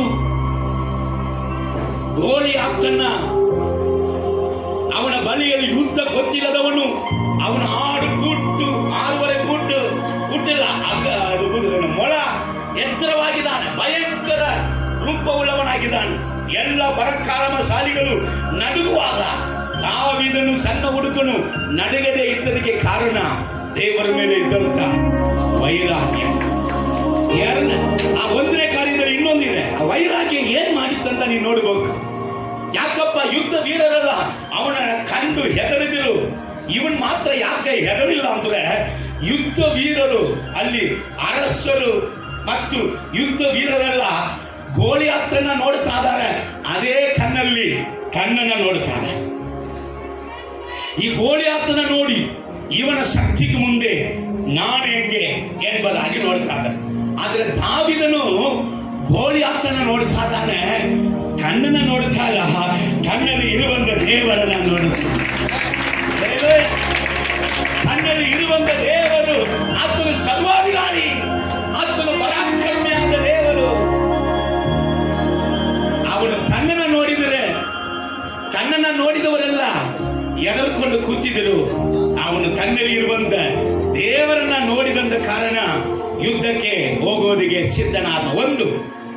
2ನೇ ವಿಷಯ ನಿಮಗೆ ಹೇಳಿಕೊಳ್ಳಲಿಕ್ಕೆ ಬಯಸುತ್ತೇನೆ. ಅದೇ ಅಧ್ಯಾಯದಲ್ಲಿ ಸಮುವೇಲ್ ಪುಸ್ತಕ 17ನೇ ಅಧ್ಯಾಯದಲ್ಲಿ 32ನೇ ವಾಕ್ಯವನ್ನ ಓದಿ. ದಾವೀದನು ಸೌಲನಿಗೆ, ಆ ಫಿಲಿಸ್ಟಿಯನ ನಿಮಿತ್ತವಾಗಿ ಯಾವನೂ ಎದೆಗೆಡಬಾರದು. ಅದು ಹೇಳಿ ಹೇಳ್ತಾನೆ ನೋಡ್ರಿ. ಈಗ ದಾವೀದನಿಗೆ ನಾನು ಹೋಗ್ತೀನಿ ಇವನ ಸಂಗಡ ಯುದ್ಧ ಮಾಡೋದಿಗೆ, ಇವನ್ ಯಾರು ಸುನ್ನತಿ ಇಲ್ಲದವನು, ನನ್ನ ದೇವರ ನಾಮವನ್ನು ದೂಷಿಸುವುದಕ್ಕೆ ನಾನು ಹೋಗ್ತೀನಿ ಎಂಬುದಾಗಿ ವೈರಾಗ್ಯದಲ್ಲಿ ಹೋಗುವಾಗ ಯಾರು ಅವನ್ನ ಎನ್ಕರೇಜ್ ಮಾಡಿಲ್ಲ. ಆದ್ರೆ ಸೌಲ್ ಬಳಿಯಲ್ಲಿ ಇಂಥ ಒಂದು ವ್ಯಕ್ತಿ ಯಾರು ಮಾತಾಡಕ್ಕೆ ರೆಡಿ ಇಲ್ಲ, ಇವನಾದರೂ ವೈರಾಗ್ಯವಾಗಿ ಮಾತಾಡ್ತಾನೆ ಎಂಬುದಾಗಿ ಯಾರು ಬಳಿಯಲ್ಲಿ ಕರ್ಕೊಂಡು ಹೋಗ್ತಾರೆ, ಅರಸನ ಬಳಿಯಲ್ಲಿ ಕರ್ಕೊಂಡು ಹೋಗ್ತಾರೆ. ಅರಸನ ಹತ್ರ ಹೋಗಿ ಹೇಳ್ತಾ ಇದ್ದಾನೆ, ಅರಸೇ, ಈ ಫಿಲಿಸ್ಟಿಯನ ವಿಷಯದಲ್ಲಿ ಯಾರು ಕೂಡ ಏನ್ ಮಾಡಬೇಡ, ಕಳವಳಕೊಳ್ಳದ್ರಿ, ಏನದು ಎದೆ ಕೆಡಬಾರದು, ಯಾರು ಭಯಪಡಬಾರದು, ಯಾರು ಧೈರ್ಯವನ್ನ ಕಳ್ಕೋಬಾರದು ಅಂತ ಇವನು ಎಷ್ಟೋ ಹೇಳ್ತಾನೆ. ಆದ್ರೆ ಇವನು ವೈರಾಗ್ಯವಾದ ಮಾತುಗಳು ಅರಸನಕ್ಕೂ ಕೂಡ ಅರ್ಥ ಆಗ್ತಾ ಇಲ್ಲದೆ ಇದ್ದಾಗ 34ನೇ ವಾಕ್ಯ 33 ಓದಮ್ಮ, 33, 34. ಸೌಲನು ಅವನಿಗೆ ನೀನು ಅವನೊಡನೆ ಕಾದಾಡಲಾರಿ. ಅಪ್ಪ, ನೀನು ಯುದ್ಧ ಮಾಡಕ್ಕೆ ಆಗಲ್ಲಪ್ಪ, ನೀನ್ ಕಾದಾಡಕ್ಕೆ ಆಗುದಿಲ್ಲ, ನೀನು ಇನ್ನೂ ಹುಡುಗನು, ನೀವು ಹುಡುಗನಪ್ಪ. ಅವನಾದರೂ ಚಿಕ್ಕಂದಿನಿಂದಲೇ ಯುದ್ಧ ವೀರನು. ಅವನು ಚಿಕ್ಕ ವಯಸ್ಸಿನಿಂದಲೇ ಸೈತಾನನೇ ದೊಡ್ಡವನಾಗಿ ಮಾತಾಡಿ ಮಾತಾಡಿ ಮಾತಾಡಿ ಮಾತಾಡಿ ಸೈತಾನಿಗೆ ಜಯ ಕೊಟ್ಟವರು. ಇವರು ಸೋತದಿಗೆ ಕಾರಣ ಯಾರು? ಸೈತಾನೇ ದೊಡ್ಡವನಾಗಿ ಇವರ ಮುಂದೆ ಕಾಣ್ತಾ ಇದ್ದಾನೆ. ತಾನು ಹೊಂದಿಕೊಂಡಿದ್ದಂತ ದೇವರು ಪರಾಕ್ರಮಶಾಲಿ. ಅಬ್ರಹಾಮೇ, ನಾನು ಭಯಂಕರನಾದ ದೇವರು, ನಾನೇ ಸರ್ವಾಧಿಕಾರಿ, ನಾನೇ ಯುದ್ಧ ವೀರನು. ಎಷ್ಟು ಹೇಳಿದ್ರು ಗ್ರೇಡ್ ಅಲ್ಲ ಯಾರಿಗೆ? ಸೈತಾನಿಗೆ. ಆಯ್ತು, ಓದ್ರಿ. ಆಗ ದಾವೀದನು ಅವನಿಗೆ, ನಿನ್ನ ಸೇವಕನಾದ ನಾನು ನನ್ನ ತಂದೆಯ ಕುರಿಗಳನ್ನು ಕಾಯುತ್ತಿದ್ದಾಗ ಸಿಂಹವಾಗಲಿ ಕರಡಿಯಾಗಲಿ ಬಂದು ಹಿಂಡಿನಲ್ಲಿನ ಕುರಿಮರಿಯನ್ನು ಹಿಡಿದುಕೊಂಡು ಹೋಗಲು ನಾನು ಒಡನೆ ಅದನ್ನು ಬೆನ್ನಟ್ಟಿ ಹೊಡೆದು ಕುರಿಮರಿಯನ್ನು ಕಿತ್ತುಕೊಳ್ಳುತ್ತಿದ್ದೆನು. ಓಕೆ, ಈಗ ಎರಡನೇ ಪಾಯಿಂಟ್ ಹೇಳೋದಕ್ಕಿದ್ದೇನೆ. ಅವನ ಯುದ್ಧಕ್ಕೆ ಗೆದ್ದದಿಗೆ ಎರಡನೇ ಪಾಯಿಂಟ್ ಏನಂದ್ರೆ, ದಾವೀದನು ದೇವರು ಮೊದಲು ಅವನಿಗೆ ಮಾಡಿದಂತ ಉಪಕಾರವನ್ನ, ಜಯಗಳನ್ನ ನೆನಪಿನಲ್ಲಿ ಇಟ್ಟುಕೊಂಡನು. ಏನ್ ಮಾಡ್ದ? ಜಯವನ್ನ, ಉಪಕಾರವನ್ನ ನೆನಪಲ್ಲಿ ಇಟ್ಟುಕೊಂಡನು. ಈಗ ಅನೇಕರಿಗೆ ದೇವರು ಎಷ್ಟು ಅದ್ಭುತ ಮಾಡಿರ್ತಾರೆ, ಅದರ ವಶದಾಗಿ ಏನಾದ್ರೂ ಒಂದು ತೊಂದರೆಗಳು, ಏನಾದ್ರೂ ಒಂದು ಅಸಮಾಧಾನಗಳು, ಏನಾದ್ರೂ ಒಂದು ಕಷ್ಟಗಳು ಬಂದ್ರೆ ದೇವರು ಇಲ್ಲಿ ತನಕ ಮಾಡಿದ ಎಲ್ಲ ನೆನಪಿಸುವುದಿಲ್ಲ. ಈ ಸಮಸ್ಯೆಗಳೇ ದೊಡ್ಡದಾಗಿ ಇದರ ಮುಂದೆ ನಾನು ಯಾವ ಮೂಲಕ್ಕೆ ಅಂತ ಹೇಳಿಬಿಡ್ತಾರೆ. ಅದರ ದಾವೀದನ ವಿಷಯದಲ್ಲಿ ದಾವೀದನು ಹೇಳ್ತಾ ಇದ್ದಾನೆ, ಹಳೆಯ ಕಾರ್ಯಗಳು ದೇವರು ಮೊದಲು ಕೊಟ್ಟಂತ ಜಯವನ್ನ ಅವನು ನೆನಪಿಸಿದ.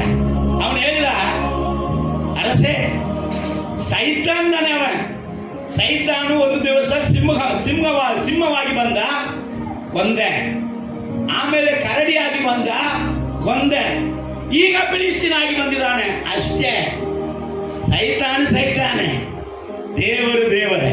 ಅವನು ಎಂಥ ರೂಪದಲ್ಲಿ, ಎಂಥ ವಿಷಯದಲ್ಲಿ, ಎಷ್ಟು ವಿಷಯದಲ್ಲಿ ಹೊಸದಾಗಿ ನನಗೆ ಅವನು ಕ್ರಾಸ್ ಮಾಡಿದನು.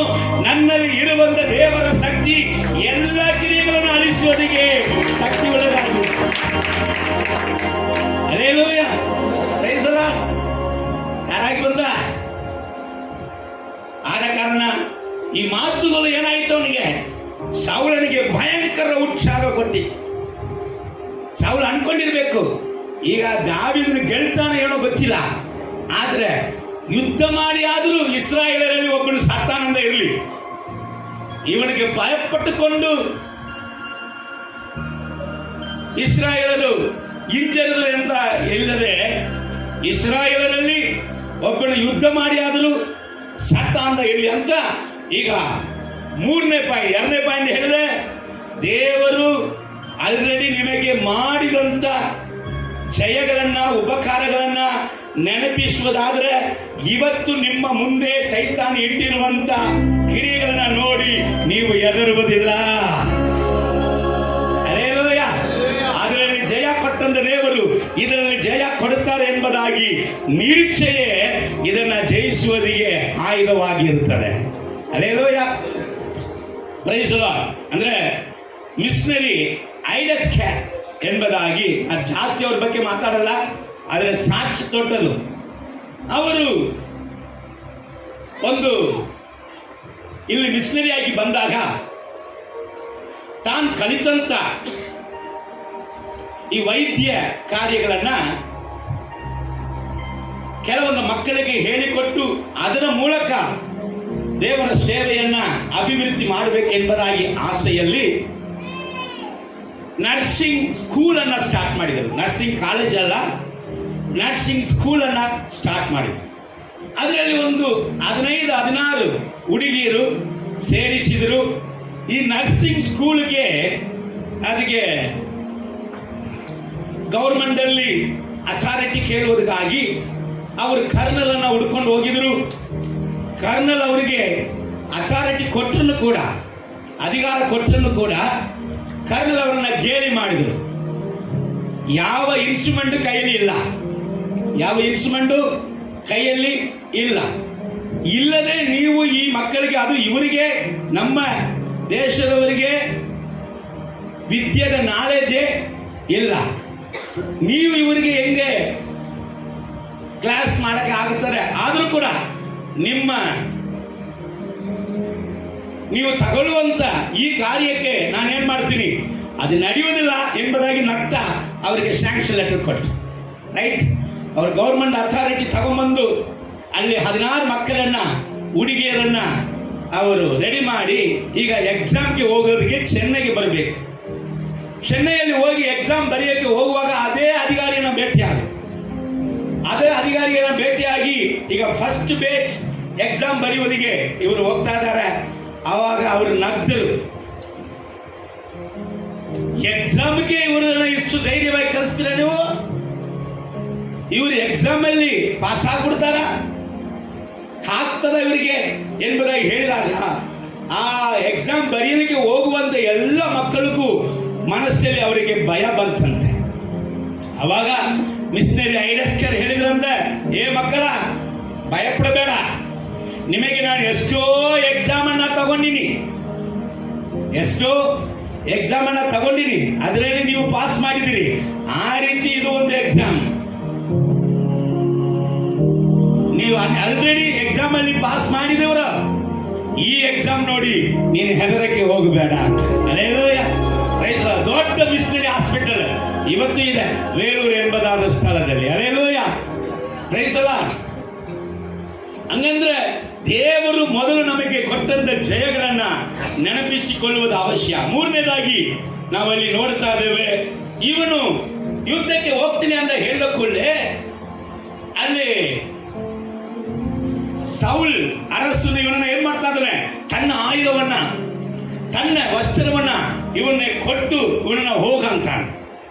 ಇದು ಒಂದು ಕಲ್ಪನೆ ಏನಂದ್ರೆ, ಸೊ ಇವನು ಯುದ್ಧಕ್ಕೆ ಹೋಗ್ತೀನಿ ಅಂತ ಹೇಳುವಾಗ ದಾವೀದನ ಬಳಿಯಲ್ಲಿ ಎಲ್ಲ ಆಯುಧಗಳು, ಈಟಿಗಳು, ಎಲ್ಲ ಮಚ್ಚುಗಳು, ಎಲ್ಲ ಕತ್ತಿಗಳನ್ನ ತೋರಿಸಿರ್ಬೇಕು. ನಿನಗೆ ಏನ್ ಬೇಕು ಅದನ್ನ ತಗೊಂಡು ಹೋಗು, ಇದೆಲ್ಲ ಭಯಂಕರವಾಗಿದೆ, ಇದನ್ನ ಇಟ್ಟುಕೊಂಡು ಯುದ್ಧ ಮಾಡಿದ್ರೆ ಇನ್ನೂ ಚೆನ್ನಾಗಿರ್ತದೆ ಎಂಬುದಾಗಿ ಹೇಳಿರ್ಬೇಕು. ಒಂದು ಕಲ್ಪನೆ. ಆದ್ರೆ ದಾವೀದನು ಹೇಳಿರ್ಬೇಕು ಏನಂತ, ಇಷ್ಟು ಆಯುಧಗಳೆಲ್ಲ ಭಯಂಕರವಾದದ ಕರೆ, ಮತ್ತೆ ಇದನ್ನ ಇಟ್ಟುಕೊಂಡು ಗೋಲಿಯಾತನ ಜಯಿಸಕ್ಕಾಗೋದಿಲ್ಲ. ಹೇಳೋಯ, ಗೋಲಿಯಾತನ ಇದನ್ನ ಇಟ್ಟುಕೊಂಡು ಗೋಲಿಯಾತನ ಜಯಿಸುವುದಕ್ಕೆ ಆಗುವುದಾದ್ರೆ ಅವರೇ ಯುದ್ಧಕ್ಕೆ ಹೋಗಿರ್ಬೇಕಲ್ಲ. ಇವತ್ತು ಅನೇಕರು ಹಂಗನೆ ಮಾಡ್ತಾ ಇದ್ದಾರೆ. ದೇವರು ತನ್ನ ಕೈಯಲ್ಲಿ ಕೊಟ್ಟದನ್ನ ಇಟ್ಟುಕೊಂಡು ದಾವೀದ ಹೋದ. ಆದ್ರೆ ಇವತ್ತು ಸೇವೆ ನಡೆಸುವವರು ಕೂಡ ಹೊಸ ಟ್ರೆಂಡ್, ನೂತನವಾದ ಕಾರ್ಯ, ಹೊಸ ಸ್ಟೈಲ್. ಇವರು ಹಳೆಯ ರಸ, ನಾವು ಹೊಸ ರಸ ಅಂತಾರೆ. ಗೊತ್ತಾ ನಿಮಗೆ? ಈಗ ಇರುವಂತ ಯವನಸ್ತಿ ಇವರೆಲ್ಲ 2024 ಎಲ್ಲದಲ್ಲಿ ಇವರು ಏನಾಗಿದ್ದಾರೆ?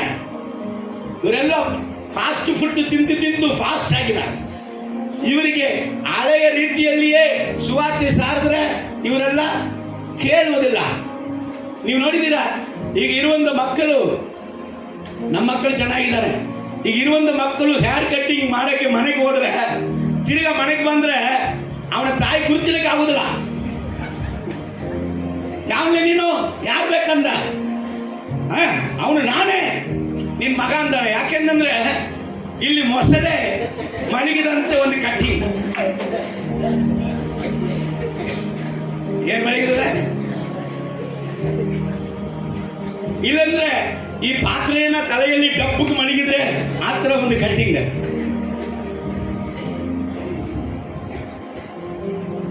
ಸಾವಿರಾರು ರೊಕ್ಕ ಕೊಟ್ಟು ಹರಿದೋಗಿದಂತ ಪ್ಯಾಂಟ್.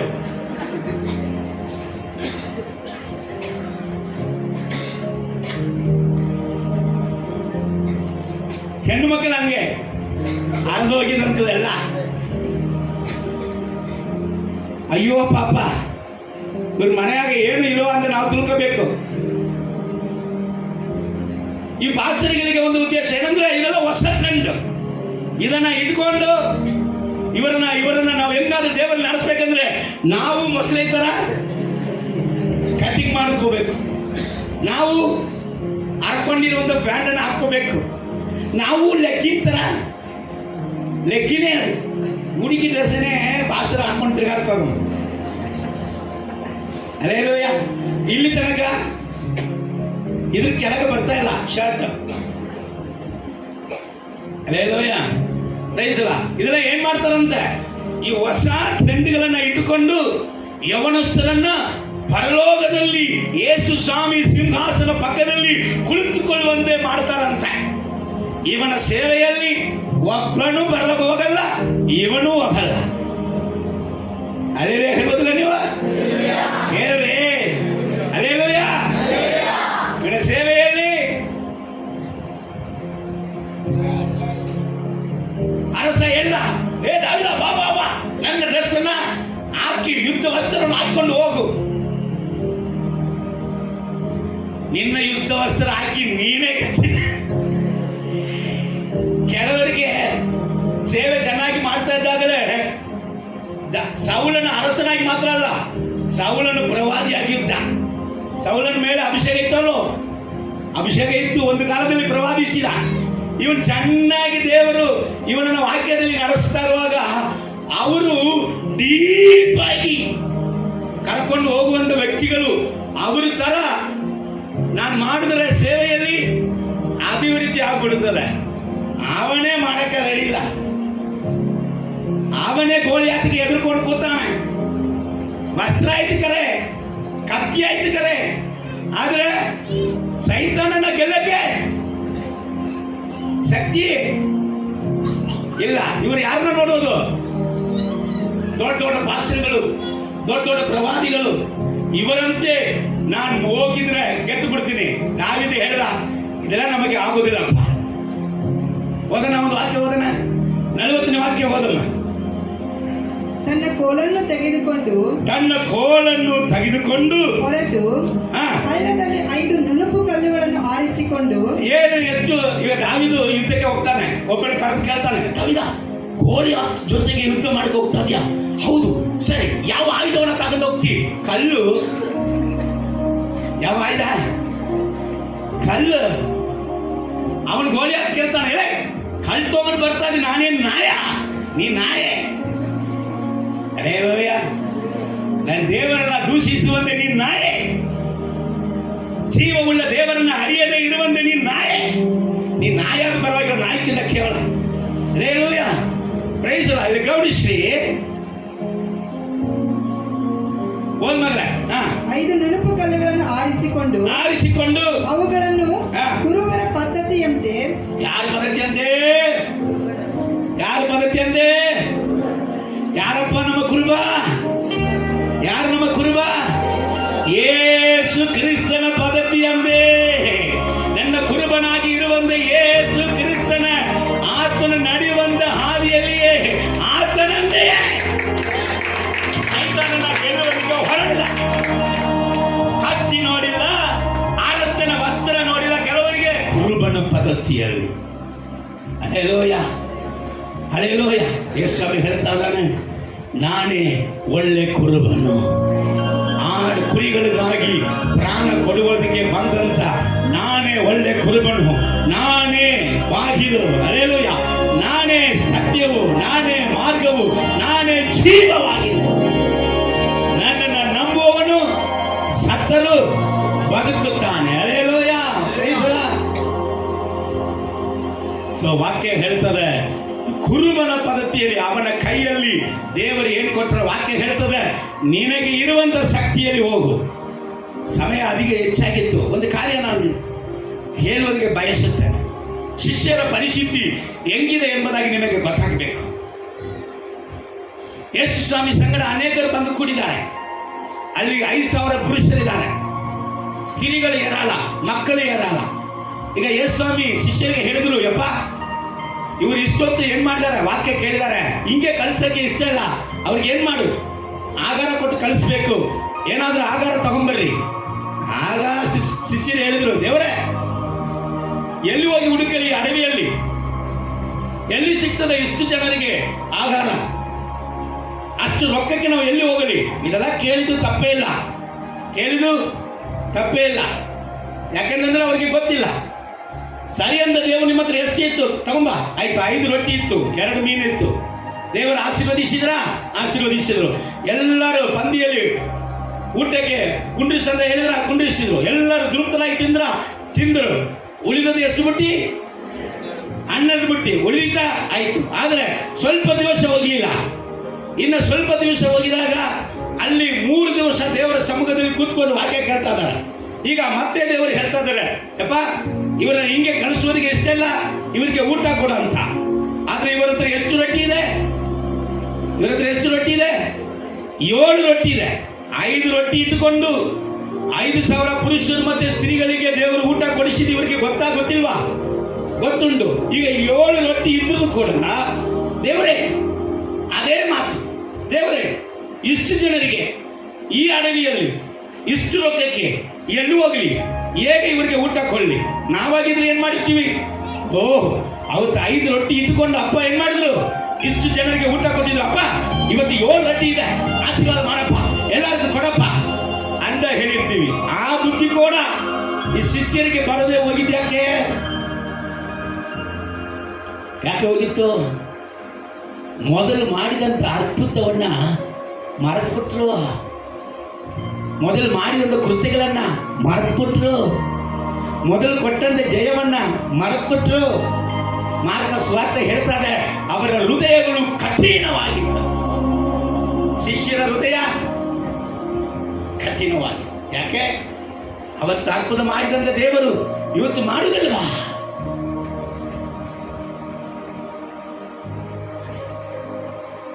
ಮೂರನೇ ಕಾರ್ಯ ನಾನು ಹೇಳಿಕೊಡಲಿಕ್ಕೆ ಬಯಸುತ್ತೇನೆ. ನಿಮ್ಮಲ್ಲಿ ದೇವರು ಏನು ಕೊಟ್ಟಿದ್ದಾರೋ ಅದಕ್ಕೆ ಮಾತ್ರ ಲೆಕ್ಕ ಕೇಳ್ತಾರೆ. ಅನೇಕರು ಅನ್ಕೊಂಡಾರೆ ಸೇವೆ ಮಾಡ್ಬೇಕಂದ್ರೆ ಅವ್ರ ತರ ಇರಬೇಕು, ಇವ್ರ ತರ ಇರಬೇಕು, ಅದನ್ನ ಮಾಡಬೇಕು, ಬೈಬಲನ್ನ ಒಂದು 50 ಸಾರಿ ಮುಗಿಸ್ಬೇಕು, ಅಲ್ಲಿ 9 ವರಗಳನ್ನ ತಗೋಬೇಕು. ಅಲ್ಲ ಏನ್ರಿ? ದೇವರು ನಿನಗೆ ಏನ್ ಮಾಡಿದಾನೋ, ನಿನ್ನ ಜೀವಿತದಲ್ಲಿ ಯಾವುದನ್ನು ಮಾಡಿದಾನೋ ಅದಕ್ಕೆ ಲೆಕ್ಕ ಕೇಳ್ತಾನೆ. ಅದನ್ನ ಇಟ್ಟುಕೊಂಡು ಹೋದ್ರೆ ಸಾಕು. ಅಲ್ಲೇಲೂಯ. ಸೌಲ ಅರಸನ ವಸ್ತ್ರವನ್ನ, ಕತ್ತಿಯನ್ನ ಇಟ್ಟುಕೊಂಡು ಗೋಲಿಯಾತನ ಗೆದ್ದಿಲ್ಲ. ದೇವರು ತನ್ನಲ್ಲಿ ಕೊಟ್ಟಂತೆ ಸಾಮಾನ್ಯವಾದ ಕಲ್ಲುಗಳನ್ನ ಇಟ್ಟುಕೊಂಡು ಗೋಲಿಯಾತನ ಗೆದ್ದನು. ಅಲ್ಲೇಲೂಯ.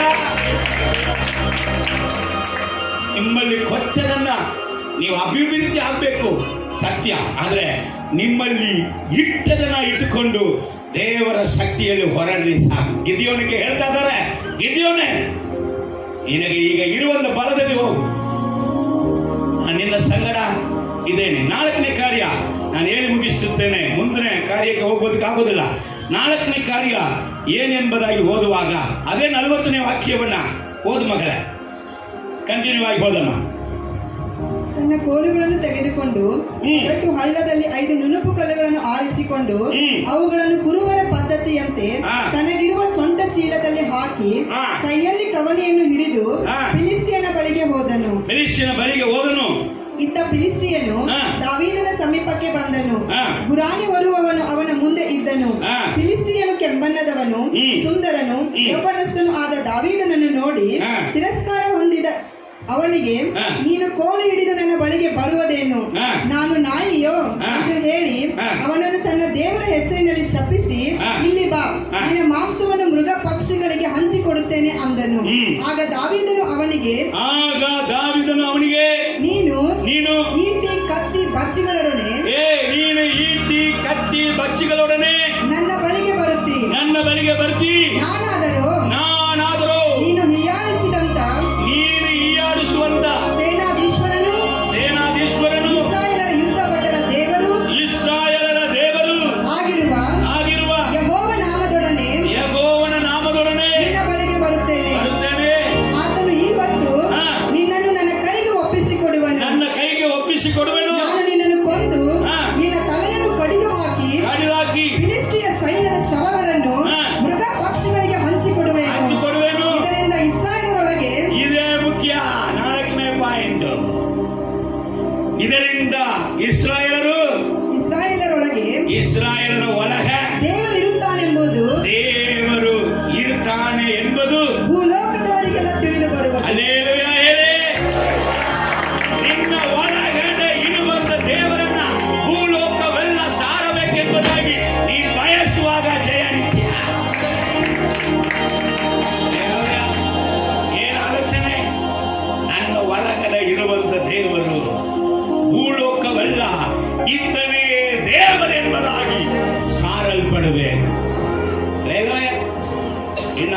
ಕಾರ್ಯಗಳು ಉಂಟು, ಹೇಳೋದಕ್ಕೆ ಸಮಯ ಇಲ್ಲ. ಗಮನಿಸಿ, ಇದನ್ನ ಧ್ಯಾನಿಸಿದ್ರೆ ಸಾಕು. 4 ವಿಷಯ. ಯುದ್ಧ ವಸ್ತ್ರ ಇಲ್ಲದವನು, ಯುದ್ಧ ಕಲಿತಿಲ್ಲ ಅವನು, ಯುದ್ಧ ವೀರನಲ್ಲ. ಹೇಗೆ ಗೆತ್ತನು? ಸಾಮಾನ್ಯವಾದ ವ್ಯಕ್ತಿಯನ್ನ, ದೂರಲ್ಲಿ ಇರುವವನನ್ನ ಅರಸನ ಸಂಗಡ ಅರಸನಾಗಿ ಕೊಂಡಿಸುವುದಕ್ಕೆ ನಮ್ಮ ದೇವರಿಗೆ ಅಧಿಕಾರ ಇಲ್ಲವೋ? ಸಾಮಾನ್ಯವಾದ ಕುಂಟನು, ಹುಟ್ಟಿದದಿಂದಲೇ ಇದ್ದವನನ್ನ ಅವನನ್ನ ನಡೆಯುವಂತೆ ಮಾಡಿ ಎಲ್ಲರ ಮುಂದೆ ಅವನನ್ನು ಆಶೀರ್ವಾದ ವ್ಯಕ್ತಿಯಾಗಿ ಇಟ್ಟಿಲ್ವೋ?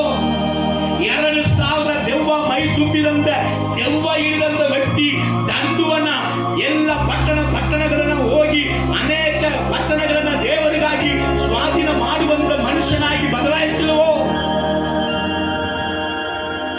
ಬೇಕಾಗಿರುವುದು 4 ವಿಷಯ. 1, ದೇವರ ಮೇಲೆ ವೈರಾಗ್ಯ.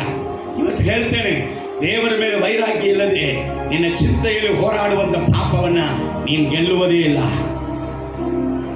ದೇವರ ಮೇಲೆ ವೈರಾಗ್ಯ. 2ನೇದಾಗಿ, ದೇವರು ಮೊದಲೇ ನಿನಗೆ ಕೊಟ್ಟಂತ ಜಯಗಳನ್ನ, ಅದ್ಭುತಗಳನ್ನ ನೆನಪು ಮಾಡ್ತಾ ಇರ್ರಿ.